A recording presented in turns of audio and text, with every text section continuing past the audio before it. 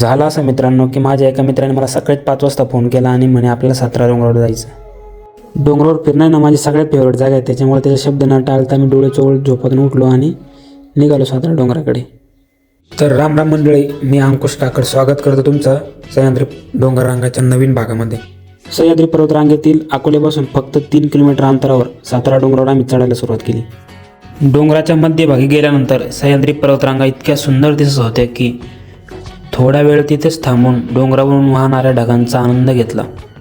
आपल्या जवळपासच इतकं सुंदर वातावरण असताना आपण उगाच इतरत्र पायपीट करत बसतो, हे मला आज समजलं। पूर्ण डोंगर चढून गेल्यानंतर वर एक सुंदर छोटंसं खंडोबाचं मंदिर आहे। मंदिरात जाऊन दर्शन घेतले।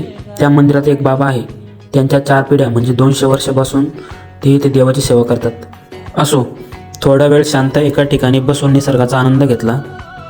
तर मित्रांनो, तुम्हाला थोडा वेळ असेल तर तुम्हाला हे मंदिर आणि हा परिसर कसा वाटला ते कमेंट बॉक्समध्ये नक्की सांगा आणि माझ्या चॅनलला फॉलो करा, नाहीतर ढकलावर।